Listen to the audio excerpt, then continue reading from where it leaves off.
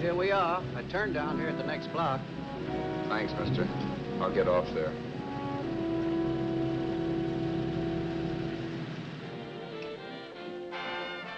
Want anything else?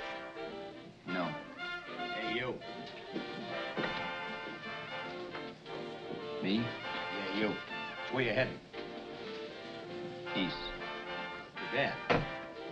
I thought if you was heading north, I might be able to help you out. I'm pushing the Salt Lake, and I don't like to ride it alone at night. I'm one of those guys that got to talk or I fall asleep. Oh, sure, now my partner, he's got Lou to keep him company, but I ain't got nobody at all. Where you coming from? West.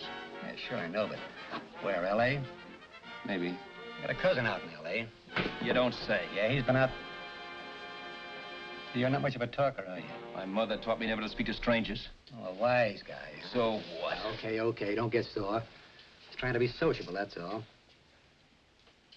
Hey, Glamorous. You change for a dime, will you?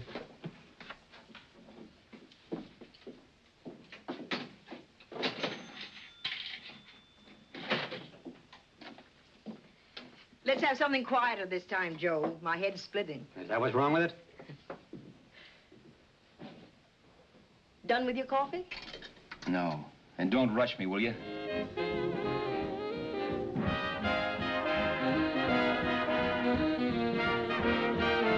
Hey, turn that off. Will you turn that thing off? What's eating you now? Yeah, what's eating you? That music, it stinks. Oh, you don't like it, huh? No, turn it off. Oh, wait a minute, pal. That was my nickel, see? This is a free country, and I play whatever I want to. Okay. Sure, and if you don't like it, you don't have to listen to it. And you can leave here anytime you want it. Okay, I'm sorry I asked. First good piece played tonight and you don't like it. Some people just ain't got any good taste.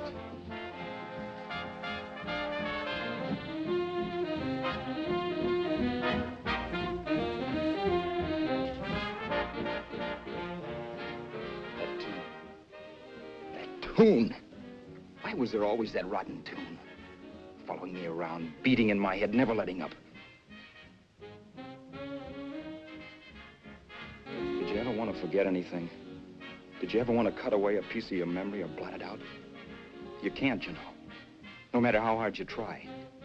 You can change the scenery, but sooner or later you'll get a whiff of perfume or somebody will say a certain phrase or maybe hum something. Then you're licked again. I can't believe that you're in love with me. I used to love that song once. So did the customers back in the old Break of Dawn Club in New York. I can't remember a night when I didn't get at least 3 requests for it. Sue, she was always selling it too. Those were the days.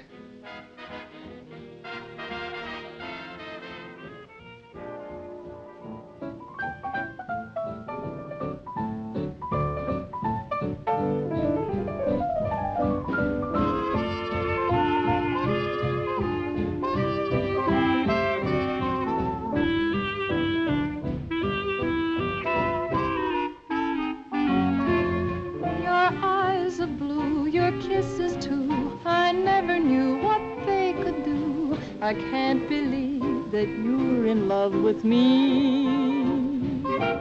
You're telling everyone you know that I'm on your mind each place you go. They can't believe that you're in love with me.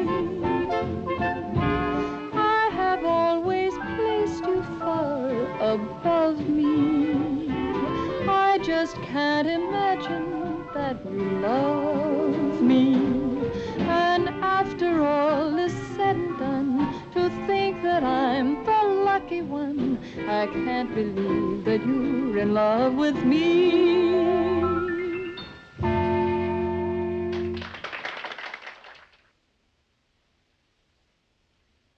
It wasn't much of a club, really. You know the kind. A joint where you could have a sandwich and a few drinks and run interference for your girl on the dance floor. I pounded the piano in there every night from 8 until the place closed up, which usually meant 4 in the morning. A good job as jobs went in those days. Then, too, there was Sue, who made working there a little like working in heaven. But how we felt about each other, well, there was nothing very unusual in that. I was an ordinary healthy guy, and she was an ordinary healthy girl, and when you add those two together, you get an ordinary healthy romance, which is the old story. Sure, but somehow, the most wonderful thing in the world.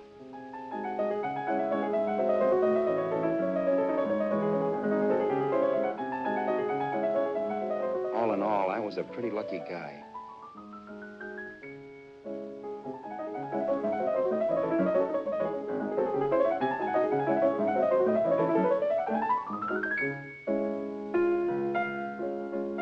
Mr. Paderewski, I presume. It's beautiful.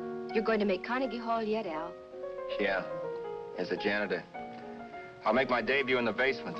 I don't blame you for being bitter, darling, but you mustn't give up hope. Why, someday... Yeah, someday. If I don't get arthritis first. In the meantime, let's blow this trap.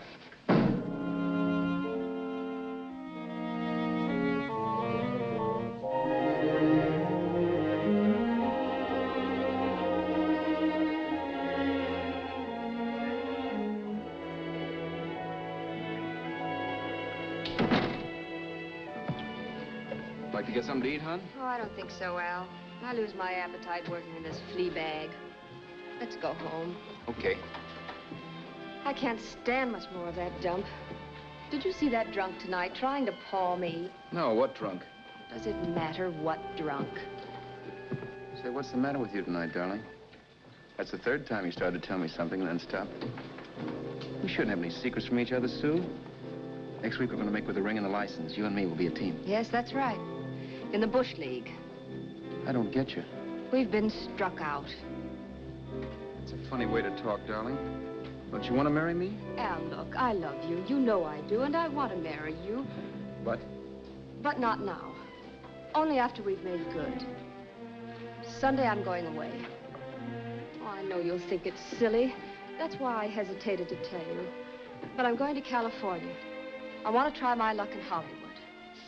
That's the most stupid thing I ever heard of. Don't you know millions of people go out there every year and wind up polishing cuspidors? I thought you had better sense. You sound as if you don't think I have any talent. That has nothing to do with it. I'll make out all right. Maybe. But what about me? Doesn't it mean anything to you that you're busting up all our plans? We may not see each other for years? It won't be that long. I thought you loved me. I do. You know I do. Well, here we are. Al, why can't you see my side of it? I'm young. We both are, and we've got all the time in the world to settle down. Really, darling, what I'm doing is the only sane thing to do. I hate the thought of being so far away from you, but we'll be together again someday. Maybe you'll decide to come out too later on. So long. Al, aren't you going to kiss me goodnight? Sure, why not? Good night.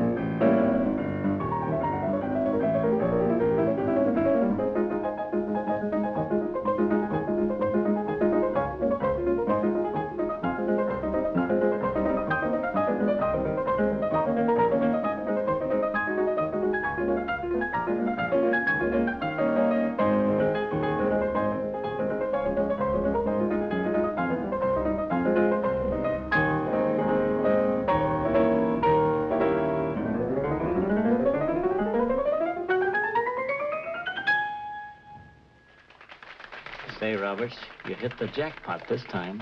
$10. Thanks.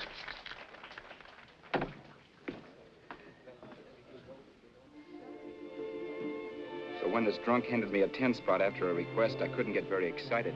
What was it, I asked myself? A piece of paper crawling with germs. Couldn't buy anything I wanted. It couldn't... Then I thought of something.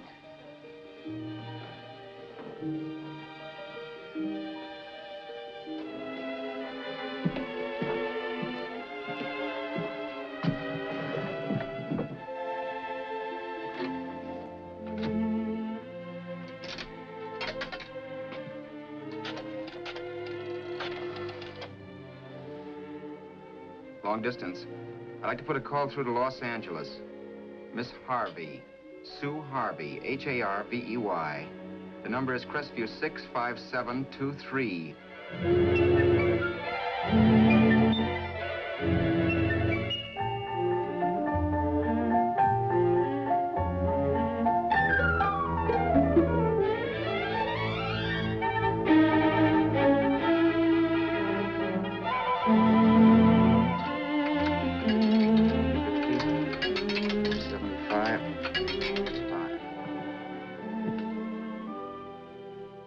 Hello, Sue? This is Al. Oh, baby, it's great to hear from you, too. What's that? You do? Oh, me too, darling. I thought I'd go batty without you. I just had to... Huh? You're working as a hashlinger? Gee, honey, that's tough. Those guys out in Hollywood don't know the real thing when it's right in front of them.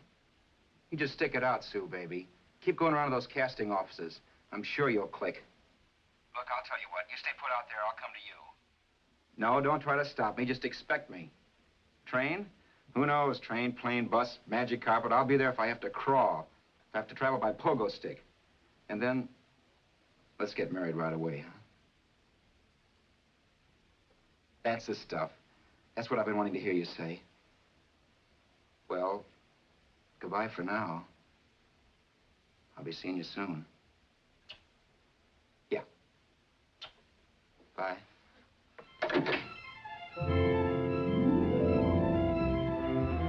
The only way I could cross country was to thumb rides. For even after hawking everything, I only had enough money to eat. Money. You know what that is. It's the stuff you never have enough of. Little green things with George Washington's picture that men slave for, commit crimes for, die for. It's the stuff that has caused more trouble in the world than anything else we ever invented. Simply because there's too little of it. At least I had too little of it. So it was me for the thumb.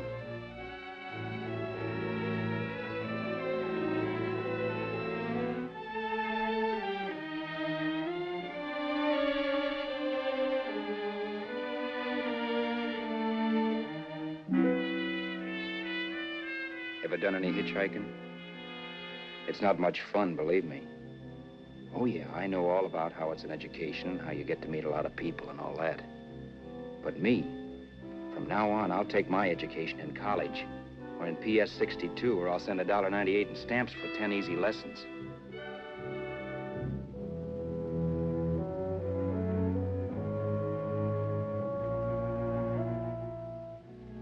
Thumbing rides may save you bus fare, but it's dangerous.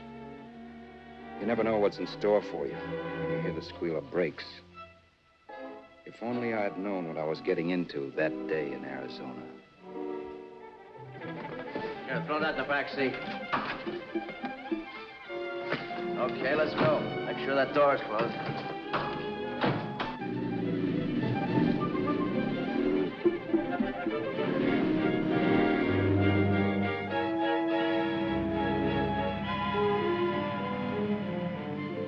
You know, Emily Post ought to write a book of rules for guys thumbing rides. Because as it is now, you never know what's right and what's wrong. We rode along for a little while, neither one of us saying anything. I was glad of that. I never know what to say to strange people driving cars. Then, too, you can never tell if a guy wants to talk. A lot of rides have been cut short because of a big mouth. So I kept my mouth shut until he started opening up. Hand me that little box in the compartment, will you, pal? hold the wheel, will you?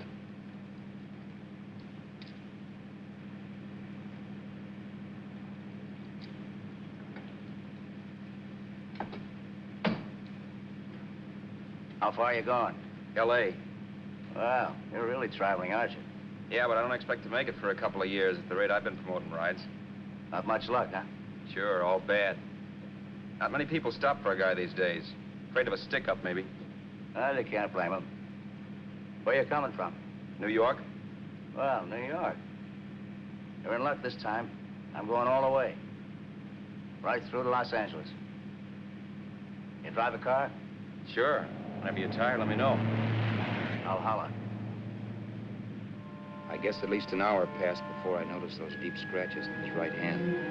They were wicked. 3 puffy red lines about a quarter of an inch apart. He must have seen me looking at them because he said, Beauties, aren't they? They're gonna be scars someday. What an animal. whatever it was, it must have been pretty big and vicious to have done that. Right on both counts, New York. I was tussling with the most dangerous animal in the world. A woman. She must have been Tarzan's mate. Looks like you lost the bout. It certainly wasn't a draw. You know, there ought to be a law against dames with claws. Yeah. I tossed her out of the car in her ear. Was I wrong? Give a lift to a tomato, you expect her to be nice, don't you? Yeah. After all, what kind of dame some rides? Sunday school teachers? Yeah.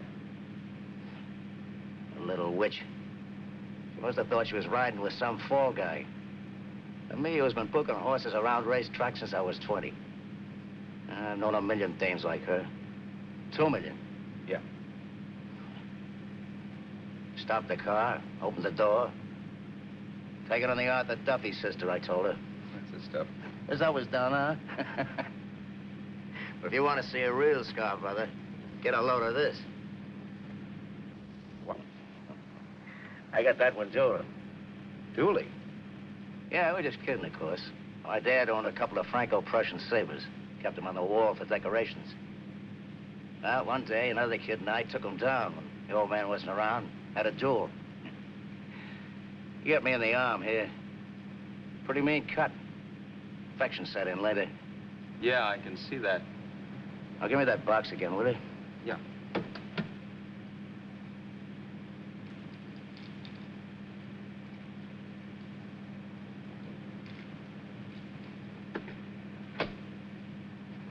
Pain made me lose my head, I guess. Began slashing. Before I knew it, I'd put the other kid's eye out. That was tough. Well, it was just an accident, of course. But you know how kids are. I got scared and decided I was going to run away from home. Old man almost caught me when I was packing my duds. The bloody rag I had wrapped around my wrist hadn't caught his attention. You've seen the bundle for sure. But I beat it when he was phoning for a doctor. That was 15, 16 years ago. I haven't been home since. Pull in there for a bite or something, huh? A bite or something. Brother, was I hungry. I hadn't had anything in my stomach for hours.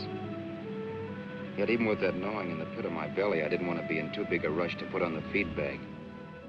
First, I had to make sure this guy knew the score. If I got him down on me, it was goodbye ticket to Hollywood. I'll wait out here for you, mister. If it's the money, don't worry about paying for it. This time it's on me. Well, that's white of you, Mr. Haskell, think nothing of it. You make your first million, maybe you can do the same for me. Come on, New York. I gotta make the West Coast by Wednesday. There's a horse running at Santa Anita named Paradicycle. Means to me if I'm on him. We'll make it all right. He did most of the talking during the half hour we were in the place. I ate. He rambled on about his old man, whom we hadn't heard from since he ran away as a kid. Now he happened to become a bookie. And then all about how he got rooked in Miami. One race, 38 grand. They cleaned out my book. How do you like that? That was tough luck. Yeah, and I'm supposed to be the smart guy. Well, you just wait. I'm going back to Florida next season with all kinds of jack. And you watch those stinkers run for cover. Want anything else? No, thanks. I've had plenty.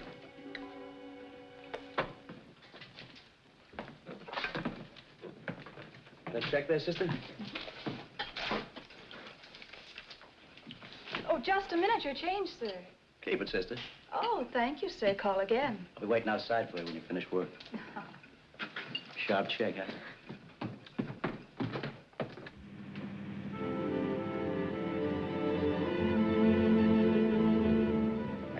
that night while Haskell slept like a log. After a while, I began to get sleepy myself. I was happy, though. Soon I'd be with Sue again. The long trip was practically over, and there'd be no more hoofing it down the concrete. I began to think of the future, which couldn't have been brighter if I'd embroidered it with neon lights. It was nice to think of Sue shooting to the top. It's amazing what a full belly can do to your imagination.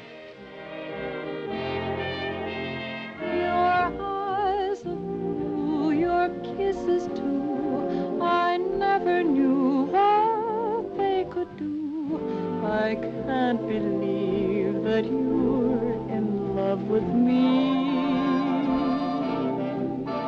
You're telling everyone you know I'm on your mind each place you go. I can't believe that you're in love with me.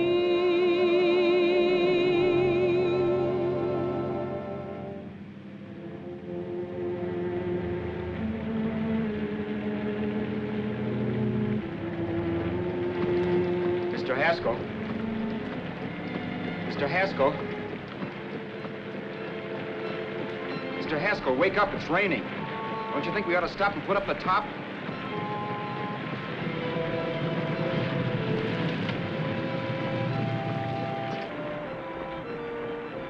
Mr. Haskell, I'm going to put up the top.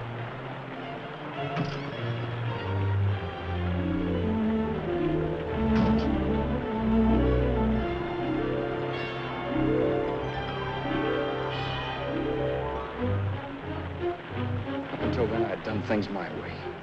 But from then on, something else stepped in and shunted me off to a different destination than the one I had picked for myself. For when I pulled open that door... Mr. Haskell, what's the matter? Are you hurt? Are you hurt, Mr. Haskell? Start your sermon. I'll listen to it. But I know what you're going to hand me even before you open your mouths. You're going to tell me you don't believe my story of how Haskell died and give me that don't make me laugh expression on your smug faces. I saw at once he was dead, and I was in for it. Who would believe he fell out of the car? Why, if Haskell came too, which of course he couldn't, even he would swear I conked him over the head for his dough. Yes, I was in for it. Instinct told me to run, but then I realized it was hopeless. There were lots of people back down the road who could identify me. That gas station guy and the waitress. I would be in a worse spot then, trying to explain why I beat it. The next possibility was to sit tight and tell the truth when the cops came. But that would be crazy. They'd laugh at the truth. And I'd have my head in a noose. So what else was there to do but hide the body and get away in the car? I couldn't leave the car there with him in the gully. That would be like erecting a tombstone.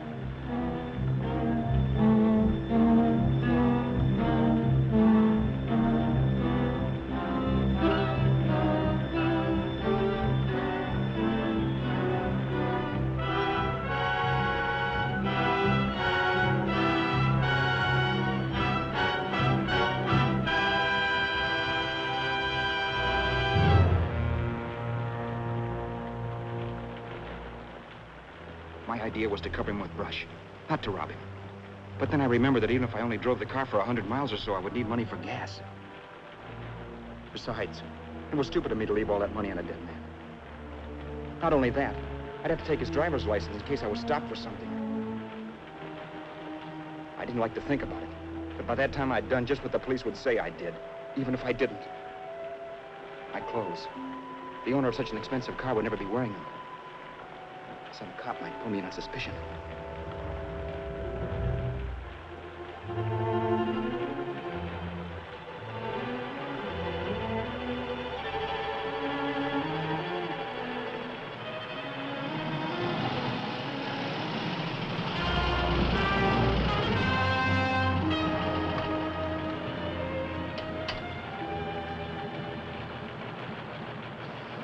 Hey, you, this your car?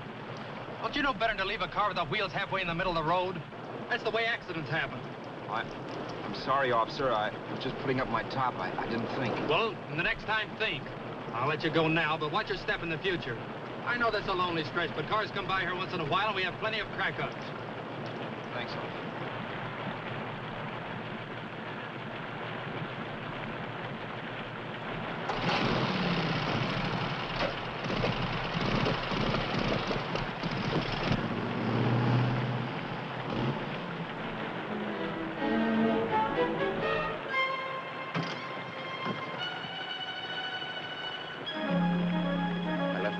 car to give me away as Roberts. If they found a dead man in the gully now, it would be me.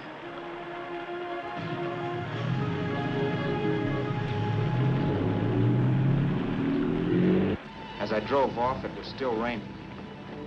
The drops streaked down the windshield like tears. I kept imagining I was being followed and that I could hear sirens back in the distance. Just how long it took me to cover the 60-odd miles to the California state line, I don't know. I lost all track of time. But the rain had stopped and the sun was up when I pulled up to the inspection station. Hello? Carrying any fruits or vegetables? No. Any livestock or poultry? No. I'd like to see your registration and driver's license, please. Anything in the baggage compartment? Just baggage. Charles Haskell, Jr., age 30, brown eyes, dark hair.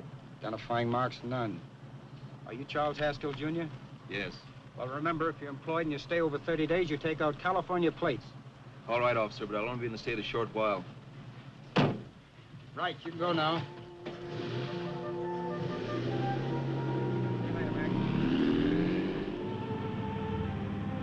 I couldn't drive any farther without some sleep. Cops or no cops, I knew I had to hit the hay and hit it hard.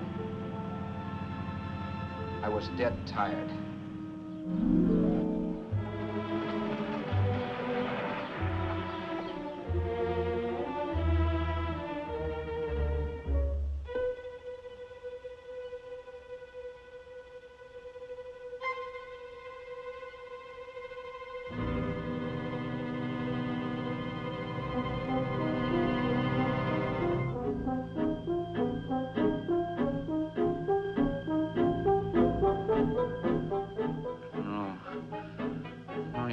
Mr. Haskell. No.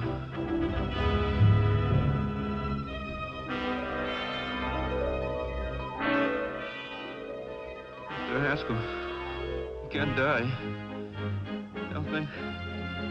I think I did it. No, Mr. Haskell. No. No.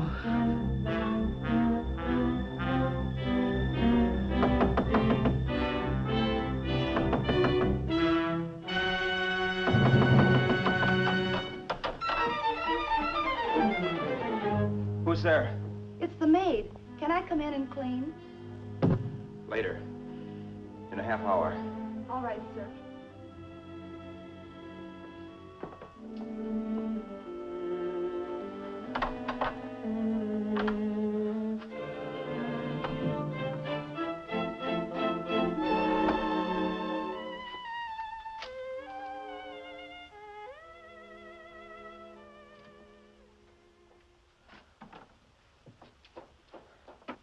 There was no time to lose. Every minute I had to be Charles Haskell was dangerous. And I'd have to be Charles Haskell until I got to some city where I could leave the car and be swallowed up.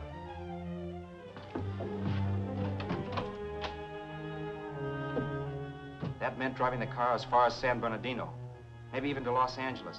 In a little town, I might be noticed, but in a city, I should be safe enough. Then, after I ditched the car, I could go on to Sue. But those 5 minutes at the state line made me realize it might be a good idea to find out a little bit about Mr. Haskell. Then, if anybody asked me questions, I could give the right answers. The first thing I found out was that I had $768. This was a lot of jack, but believe me, it was the kind of money I'd rather not have.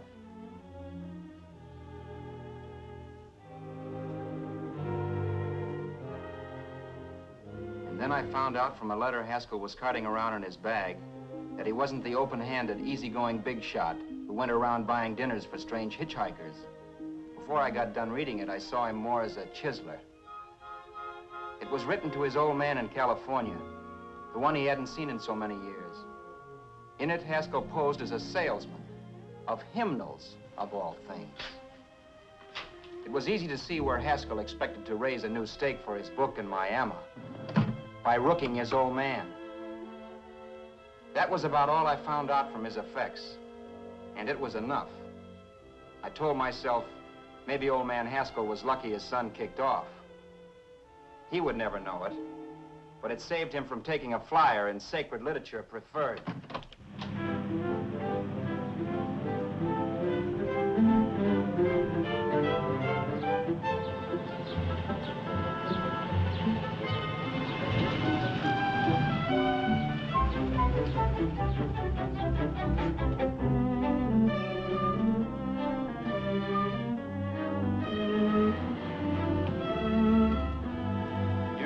At Desert Center, I pulled up for water.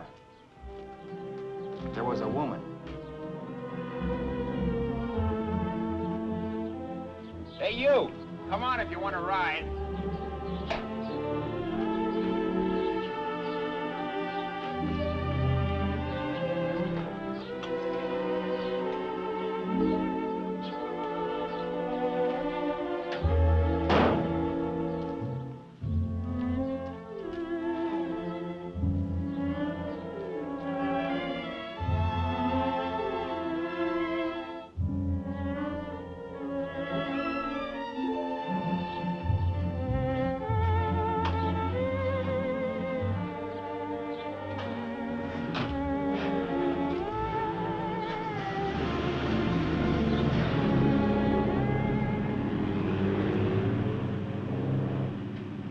How far are you going? How far are you going? That took me by surprise, and I turned my head to look her over. She was facing straight ahead, so I couldn't see her eyes. But she was young, not more than 24. Man, she looked as if she'd just been thrown off the crummiest freight train in the world. Yet, in spite of this, I got the impression of beauty.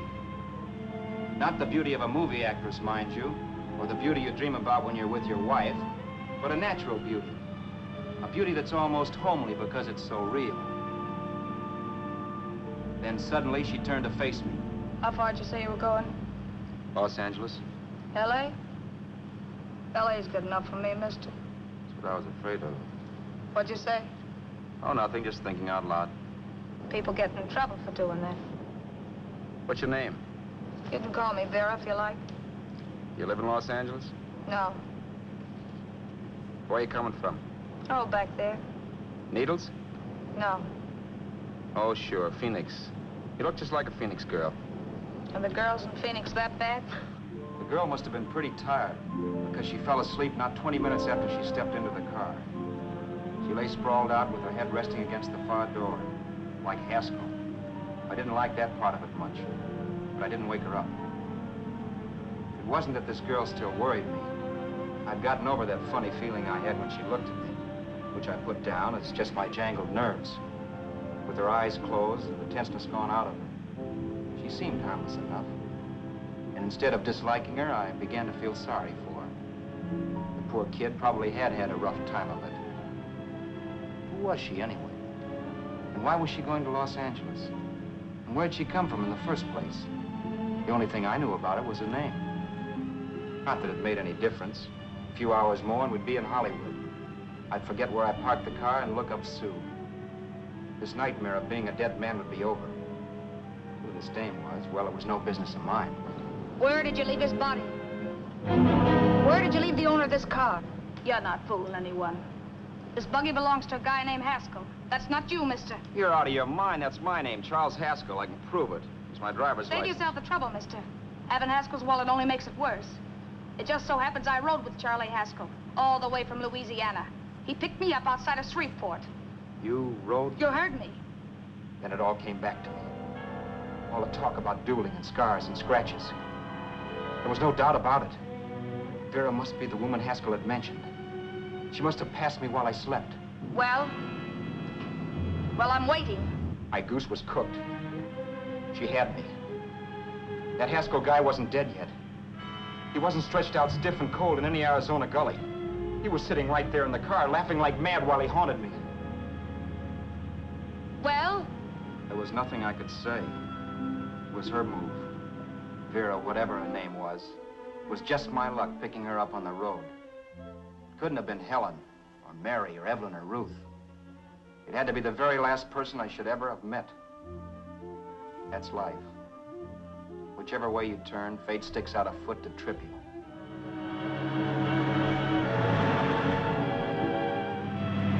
I told her everything, but she didn't believe my story. I should have saved my breath. That's the greatest cock and bull story I ever heard. So he fell out of his car. Say, who do you think you're talking to, a hick? Listen, mister, I've been around, and I know a wrong guy when I see one.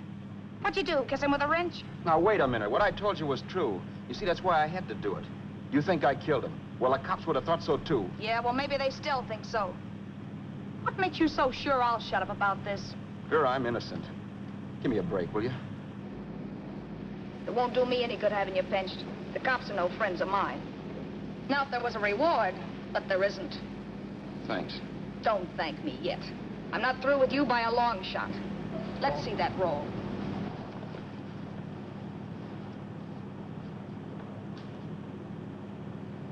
Is that all Haskell had? Isn't it enough? No, I thought he had more. Not that I know of. You can search me. You think I'm holding out on you? Well, maybe I will at that. He told me he was going to bet $3,000 on a horse named Paradisical on Wednesday at Santa Anita. He was stringing you along. He meant 300. Maybe. Sure, $3, 300. He was a piece of cheese, a big blowhard. Listen, mister, don't try and tell me anything about Charlie Haskell. Remember, I knew him better than you did. Okay, then you knew he was a four-flusher. That explains the $3 bet. I'm not so sure he didn't have that $3,000. Why should I believe you? You got all the earmarks of a cheap crook. Now, wait a Shut minute. up. You're a cheap crook and you killed him. For 2 cents, I'd change my mind and turn you in. I don't like you. All right. Don't get sore. I'm not getting sore, but just remember who's boss around here. If you shut up and don't give me any arguments, you'll have nothing to worry about.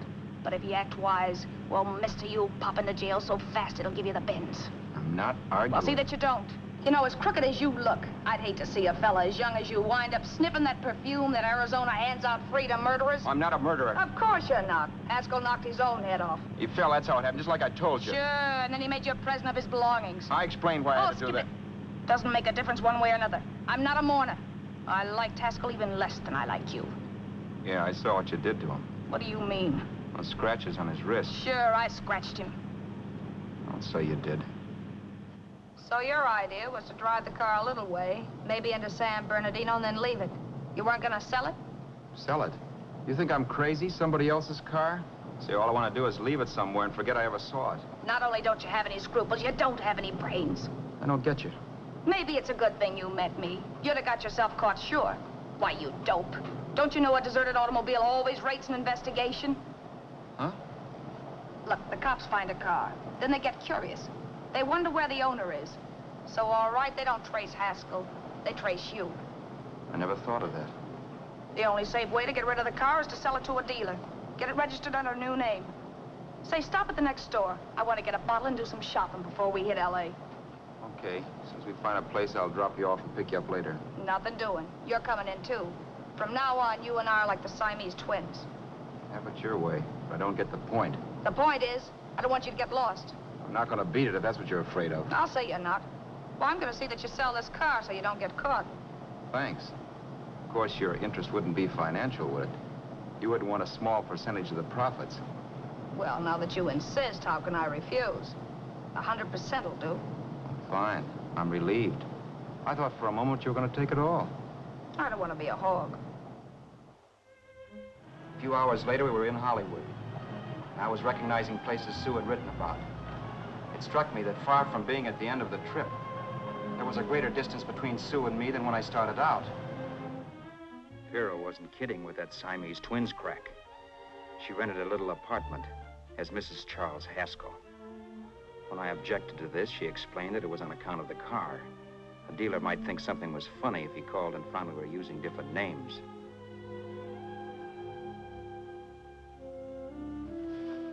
Home, sweet home. Yeah. Not bad, either.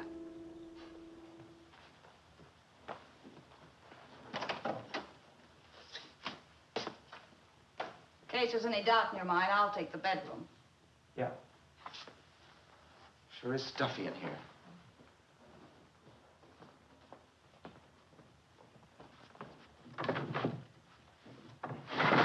Keep the window shut.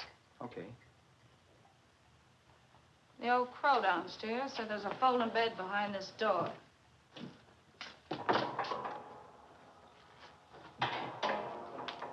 You know how to work it? I invented it. Some joint. One can't have everything.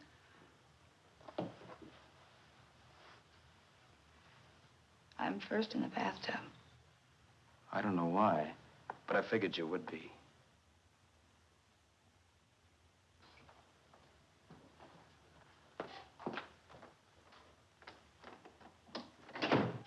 Boy, oh boy. It sure feels good to be clean again. I must be 10 pounds lighter. You must be. Well, hitching rides isn't exactly the way you keep your schoolgirl complexion. I wish that guy with the sacks would give up. Gets on my nerves. Forget it. Have a drink. Aren't you afraid I might take you up on it? If I didn't want to give you a drink, I wouldn't have offered it. Why be a sorehead, Roberts? You got yourself into this thing. You should be grateful I'm not turning you in. Why, if I wasn't regular, you'd be in the pen this minute, being photographed, fingerprinted, and being pushed around by the cops. So cheer up.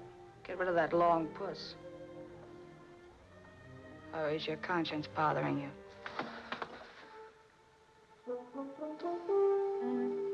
No. It isn't. Swell. That's the spirit.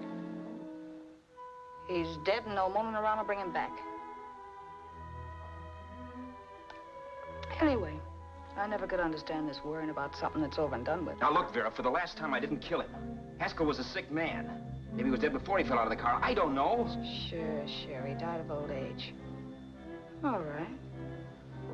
So if it'll make you sociable, you didn't kill him.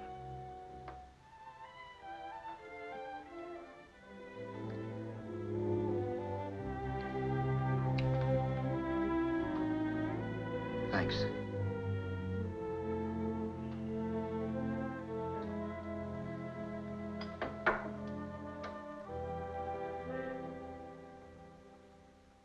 We're out of liquor, Roberts. Yeah. Too bad. I felt like getting tight tonight. Well, I think you succeeded. Am I tight? As a prima donna's corset. That's good. I wanted to get tight. Why? What have you got to get tight about? Oh, I don't know. Few things.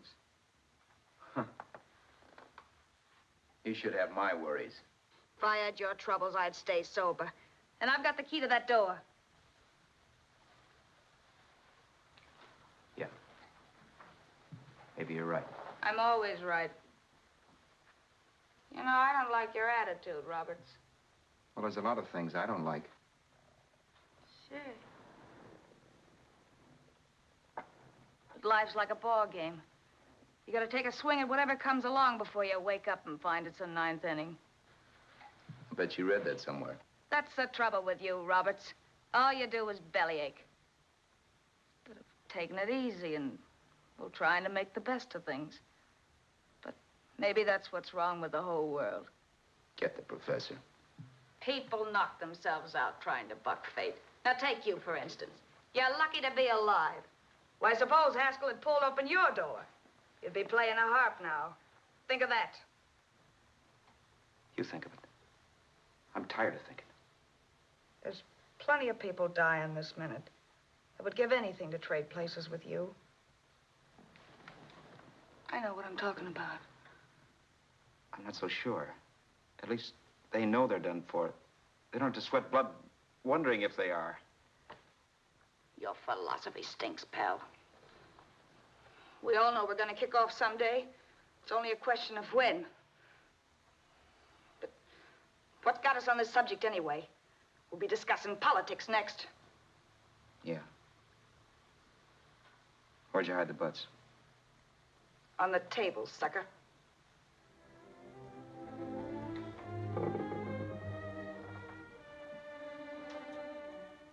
We bored each other with conversation for a couple of hours longer. Every 5 minutes, one of us was wishing we had another bottle or a radio or something to read. Then finally, we ran out of chatter. I know it's only 11 o'clock, but I want to get up early and make the rounds of the used car lots. No hurry about that. We've got all the time in the world. Maybe you have, but if you think I want to stay cooped up in this place any longer than I have to, you're batty. It's not a bad place. Pay plenty for diggings like this in New York. I wouldn't like it if it was the Ritz.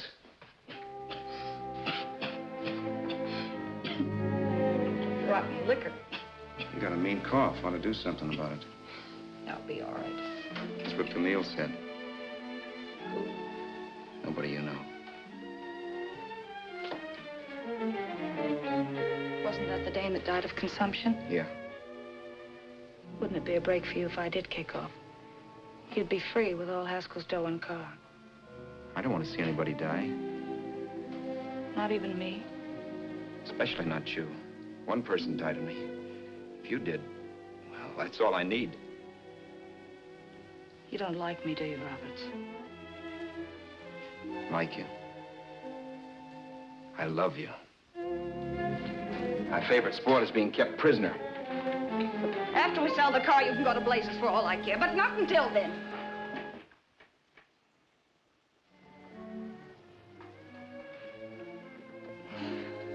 I'm going to bed.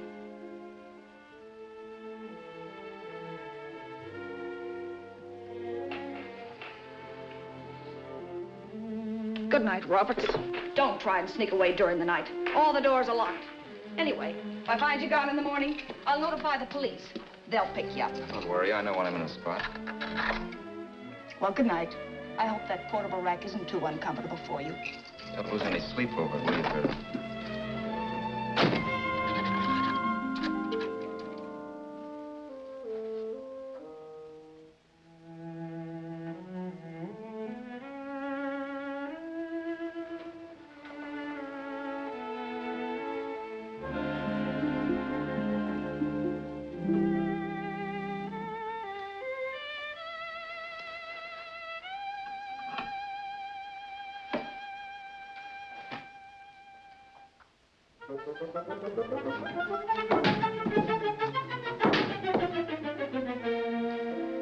Crestview.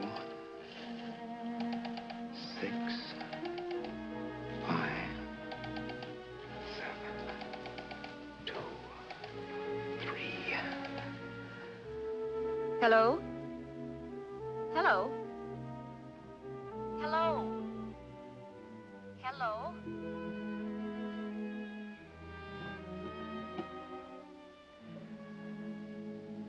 No. Not yet, darling. Tomorrow. Maybe. If this were fiction, I would fall in love with Vera, marry her, and make a respectable woman of her. Or else she'd make some supreme Class A sacrifice for me and die. Sue and I would bawl a little over her grave and make some crack about there's good in all of us. But Vera, unfortunately, was just as rotten in the morning as she'd been the night before. All right, I'm coming. Look, Vera, it's almost noon. So what? The dealers will be there all day? I'll be there all year, too, but that doesn't mean I'm going to wait that long. Shut up. You're making noises like a husband. Well, do I rate a whistle? You sure do, but let's go. Let's go, let's go. I spent $85 and 2 hours preparing bait, and all you can say is let's go. Come on.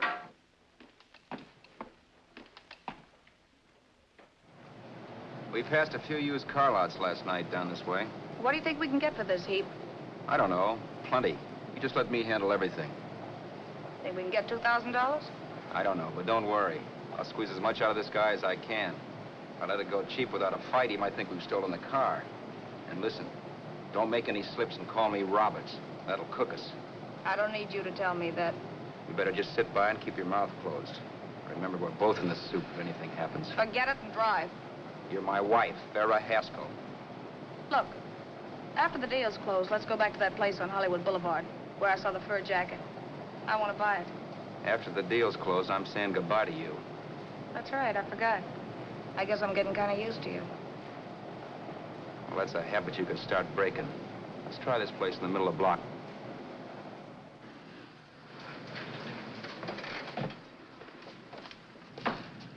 Good afternoon. What can I do for you?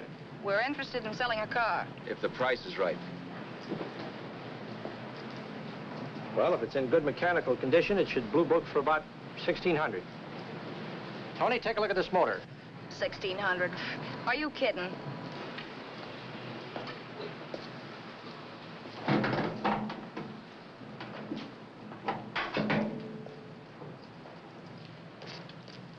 Well, maybe $1,850. Before I let it go for $1,850, I'll wreck it and collect the insurance first.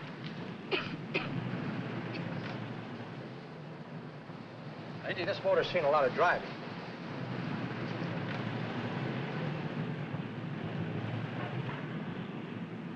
Well, the mechanic inspected the car. We haggled. At last, when we were all worn out, we hit a compromise. His price. Okay, it's a deal. All right, come in. We'll sign the papers. I have the ownership papers right here with me. Look, Vera, in the meantime, will you clean out the dash compartment? There may be some stuff in it. All right, darling. $1,850. That dirty crook.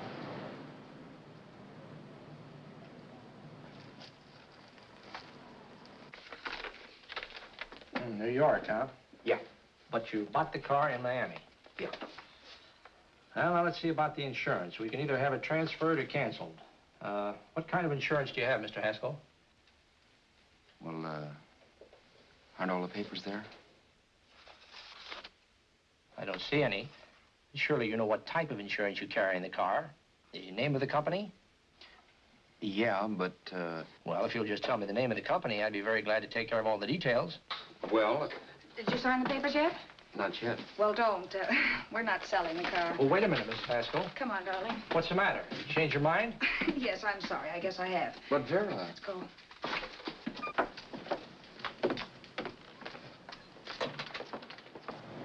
You got me out of a tight spot, Vera. But I still don't understand all this. You will in a minute. I almost threw away a gold mine. $1,850 isn't to be sneezed at. The car doesn't book for as much as I thought. We're not selling the car. You want to keep it. Now, wait a minute, Vera. You said yourself I wouldn't be safe until the car was in someone else's name. I'd like to be free of this mess when I go. That's just it, Roberts. You're not going. There's a drive-in at the next corner. Pull in there and we'll get a bite to eat. And I'll explain. What is this, another one of your brilliant ideas?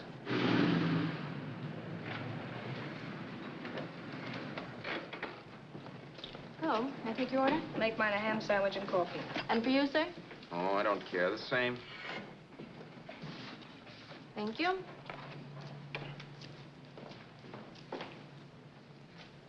Get this, Vera. I've been pretty patient so far. I've done everything you asked me to do, but no more. Shut up.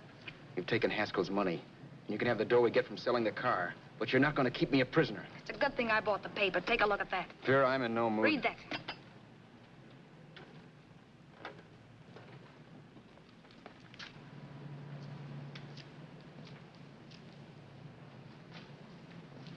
No. Yes. No, I won't do it. Yes, you will. You think I'm crazy? It's impossible, I tell you. Excuse me.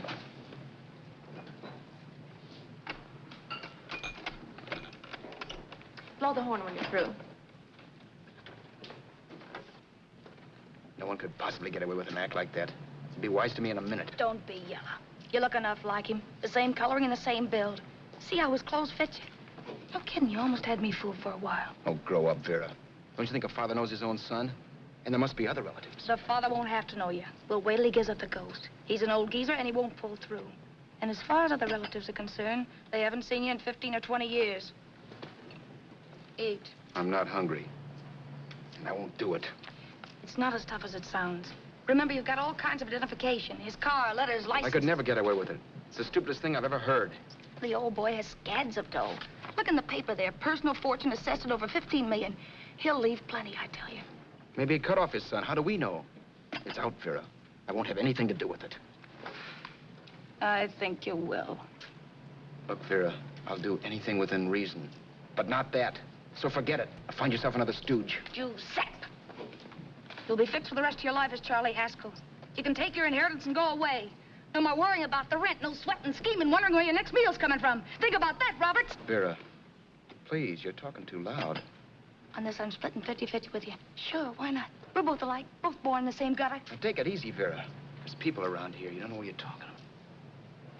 We'll wait till we read that old man Haskell's dead. And you show up. Like you read in New York that he was sick. No. Suppose he doesn't die. He will. I know he will. Something tells me. But as much as I insisted I would have no part of her scheme, Vera was taking it for granted I would. Neither of us had our mind on the cards as we played that night. I knew we were just trying to kill time between newspaper editions. This was a death watch for Vera. Maybe it was for me, too. Don't you realize if I'm caught, they'll want to know where I got the car and stuff, and they'll have me on a murder charge. If you're smart, you won't get caught. I knocked for 7. And if I'm caught, don't you realize you'll be out, too? 18 points, that gives me 30. How will I be out? You'll be out $1,850 we would have gotten on the car. Really, Vera, you'd be an awful chump if you threw away all that dough on a dizzy long shot. Let me sell the bus tomorrow. With the money it'll bring and what you've already got, a clever kid like you can run it up in no time. Then we'd both be in the clear. I'll be in the clear anyway. Maybe. Maybe. But if I got caught, I'd get good and sore at you, you know. You mean you'd squeal? Oh, no, not squeal exactly. Never mind what you meant. Even if you did tell the cops I was in on it with you, what could they do to me? They might give me the same medicine they gave you. Yeah. A rope. But I'm on my way anyhow. All they'd be doing will be rushing it. All right. But think of the $1,850 you'd lose. You'd kick yourself along the block if you ever let it get away from you. I'll take the chance. Want another drink? You're being a goon. That's the way people wind up behind the 8 ball. Once they get a few dollars, they become greedy and want more. My. Caesar. Who? You know that Roman general? He got his for being greedy. He wasn't satisfied, so the final wind-up was he took the count. A couple of days ago, you didn't have a dime. Why, you were so broke you couldn't pay cash for a postage stamp. Now you've got almost $700 with $1,850 in the offing. Take my advice. Don't try for more. I'm tired of this game. Let's have some blackjack. Play solitaire. Okay, I will if that's the way you feel about it. That's the way I feel about it. Getting sore and throwing things won't help much, Roberts. I'm really doing you a favor. I help you out of a jam by keeping my mouth shut. I show you how to make some soft money. And what thanks do I get? Thanks. Sure. Or would you rather call the cops and tell them you killed a man and stole his money? I didn't kill anybody. Yes, you did. No, I didn't. You know I didn't. All right, then. Suppose I call the cops. If you're innocent, what do you got to be scared of? Okay. Call them, you mutt. Go ahead and call them. See if I care. At least they'll give me a square deal. You want me to call them? You heard me. But I'm warning you. If I'm pinched, I'll swear you were in on it. I'll say that you helped me. If I fry, I'll get even with you. You wouldn't dare. You didn't. Yeah? Then try it and see. Call them. Yeah. Okay, I will.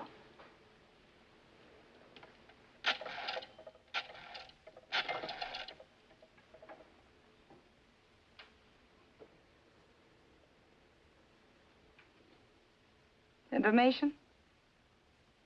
I want the number at the Hollywood police station. Okay, I got it. Thanks. Wait a minute, Vera. You wouldn't do that. Wouldn't I? Give me that and I'll show you if I would. Take it easy now. Let's talk this over. This was early in the evening, and the conversation, while hectic, was at least pitched low. But as the minutes passed, and more obstacles to her plan popped into my head, the air got blue. Each word coming from our lips cracked like a whip. I reminded her that as Charles Haskell, I didn't even know my mother's name, where I'd gone to school, the name of my best friend, whether I had an Aunt Emma or not, my religion, and if I'd ever owned a dog. I didn't even know what my middle initial stood for. I also pointed out that the real Haskell had a scar on his forearm. His people never saw that scar. He told me he ran away right after putting out the kid's eye. Yeah, but his father knew he was cut. It'd have to be some kind of a mark. So what? The old man's dead, or will be. I hope by tomorrow morning's papers. Anyway, you could cut yourself a little, couldn't you? Boy, for that kind of dough, I'd let you cut my leg off. You're drunk and you're crazy mad, Vera. Turn me in if you want to, but I won't get mixed up in this. Besides, how do we know? Haskell was such a phony. Maybe he wasn't the man's son at all. Maybe he just dreamed it up. Well, dream it or not, you won't be dreaming when the law taps you on the shoulder. There's a cute little gas chamber waiting for you, Roberts. And I hear extradition to Arizona's a cinch. Where's that phone? Vera! Leave me alone. Vera! Here. I want a phone. Call police. I hate you yellow stinker. You leave me alone. I'll let you alone when you promise to leave the phone where it is. You're drunk. You don't know what you're doing. You're hurting me. Will you promise? All right.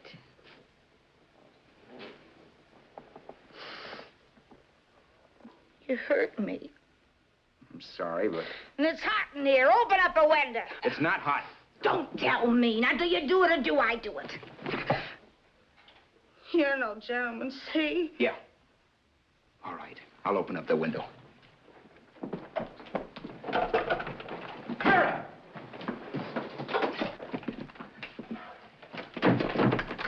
Vera, open the door. Please open the door. Vera, open the door. Don't use the phone. Listen to me. I don't like you, Roberts. You're no gentleman, see? You hurt my hand, and I'm going to get even with you. If you don't open the door, I'm going to kick it down, Vera. Vera, don't call the cops. Listen to me. I'll do anything you say. Vera, let me in. I'll break the phone.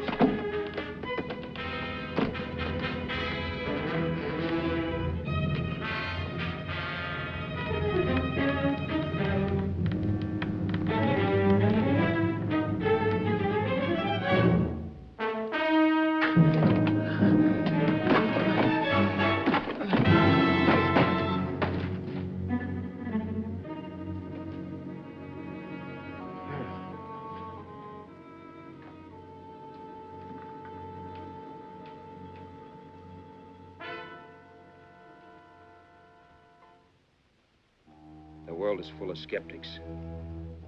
I know. I'm one myself. In the Haskell business, how many of you would believe he fell out of the car? And now, after killing Vera without really meaning to do it, how many of you would believe it wasn't premeditated? In a jury room, every last man of you would go down shouting that she had me over a barrel and my only out was force. The room was still. So quiet that for a while I wondered if I had suddenly gone deaf. It was pure fear, of course. And I was hysterical, but without making a sound. Vera was dead, and I was her murderer. Murderer? What an awful word that is. But I'd become one. I'd better not get caught. What evidence there was around the place had to be destroyed. And from the looks of things, there was plenty. Looking around the room at things we'd bought was like looking into the faces of 100 people who'd seen us together and who remembered me. This was the kind of testimony I couldn't rub out. No. I could burn clothes and hide bottles for the next 5 years. There'd always be witnesses. The landlady, for one. She could identify me. The car dealer, the waitress in the drive-in, the girl in the dress shop, and that guy in the liquor store. They could all identify me. I was cooked. Done for. I had to get out of there. While once I'd remained beside a dead body, planning carefully how to avoid being accused of killing him, this time I couldn't. This time I was guilty. Knew it. Felt it. I was like a guy suffering from shock. Things were whirling around in my head. I couldn't make myself think right. All I could think of was the guy with the saxophone and what he was playing. It wasn't a love song anymore. It was a dirge.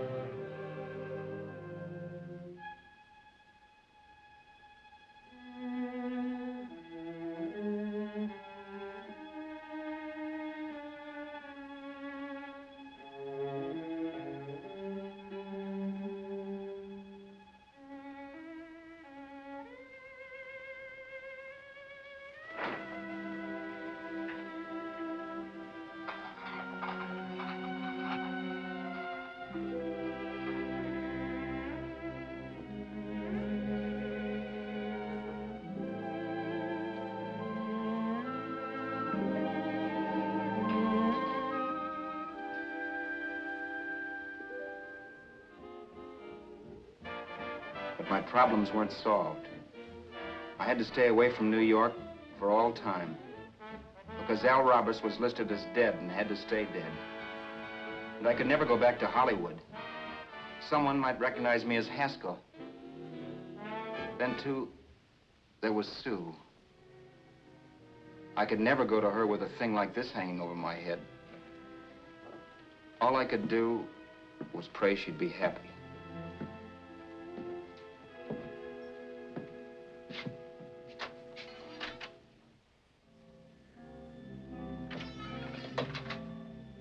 I was in Bakersfield before I read that Vera's body was discovered, and that the police were looking for Haskell in connection with his wife's murder. Isn't that a laugh? Haskell got me into this mess, and Haskell was getting me out of it. The police were searching for a dead man.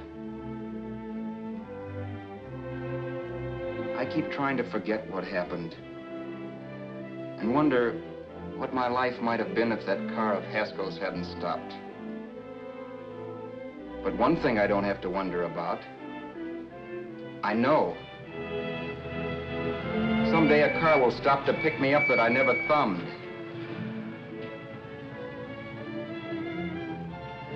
Yes.